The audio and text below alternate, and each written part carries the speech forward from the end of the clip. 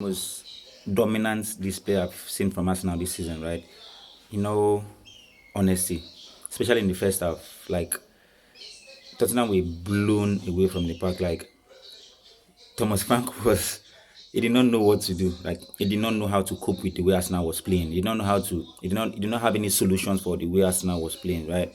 And on an individual sense, players that really stand out for me in that game was Nkape was very superb. He was very aggressive on the tackle, right?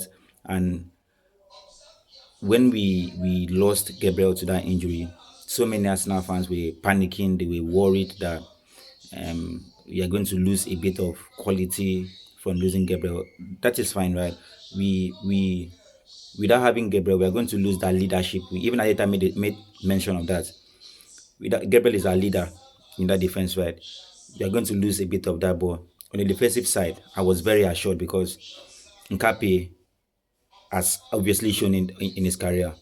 He played for an unbeaten Bayern Leverkusen side, right? So I was very confident, and Muskera has shown in this season already that he's capable of doing the job there. So I was not really that worried. But the performance that guy put in yesterday, right, really reassured me that I don't have anything to worry about in that defense, right? Another player that I think has really gone under the radar is Zubimendi. Like when Tobolos is a content creator on this app, an Arsenal fan, he was complaining throughout last season that we needed to upgrade on party. Me personally, I didn't understand what he meant, but seeing Zubimendi, the work that Zubimendi does for Arsenal, right? I now understand what he was saying. Zubimendi is so much an upgrade on Partey. That is not discrediting what Partey did for Arsenal, right? I'm not discrediting that, but what Zubimendi brings to this team, the way he allows Declan Rice to bomb forward without really thinking about the defensive side, the way he breaks up play, and that is a part of his game that has really gone under the radar. The way he breaks up play, the way he wins the ball higher up the pitch, right, is very immaculate. Like people don't tend to notice that part of his game, but he wins so many duels, right, and higher up the field too. That ends up giving Arsenal an opportunity to break quicker and to hurt teams, right, the more. Declan Rice, obviously, it's Declan Rice. He gives a 8 out of 10 every game. We are used to that, right? Trossard. Now, for the past few months, Trossard has literally been our best attacking player. I don't know if you guys have noticed that. That he's been very, very effective and very, very clutch.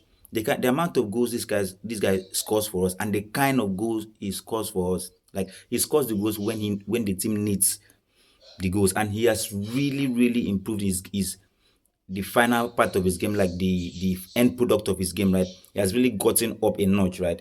He's stepped up. It feels like having a resurgence Martinelli has really kicked the team. Martin and Trossard is very, very good this season for us, right?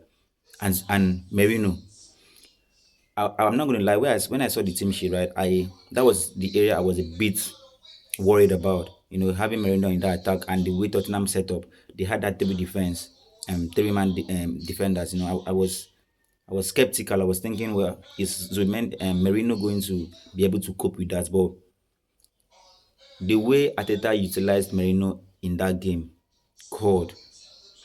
In fact, he left those three defenders with nothing to mark. Right? He was dropping deep like a central midfielder, and then allowing Eze to pop up in that false nine position, right?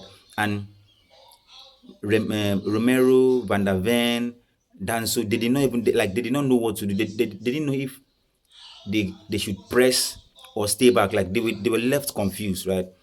Merino was this is one of the best performances he has put up in a national shirt. For me, it was really, really, really, really outstanding yesterday. It was very good on the ball and without the ball, and the way it was linking up play was very, very superb throughout that game yesterday. And obviously, easy. God, that was the perfect performance for the North London derby and his first North London derby. Right. I made a post on my Facebook, I think, a few days ago. telling us Arsenal fans to be patient with Eze. Now, I gave my reasons. This guy is playing in a new team. He's getting to know the players, and he's getting to play for a bigger team that you will not have enough space in front of you to run with the ball. You will not have you are having 2 to 3 players marking you, right? That is what you get when you're playing for a big club like Arsenal, right? But this game really like showed us what Eze is all about, what to expect from Eze. Now, most out of the 3 goals he scored, 2 were outside the box, and that is what we've not had in our team for a very long time, right? We know Odegaard can take the shot from outside the box, but not as effective as Eze does. Eze passes the ball to the net, right? He does not really do.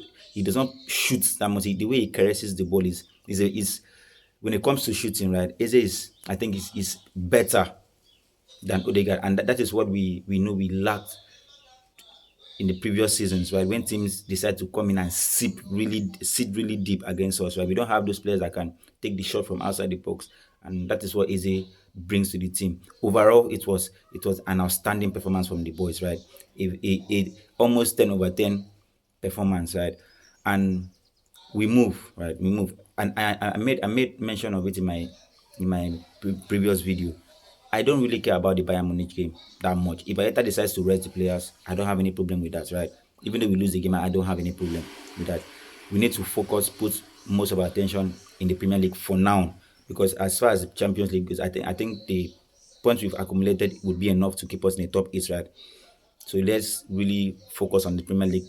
Work hard for Chelsea next Sunday. It's going to be a very tough game, right?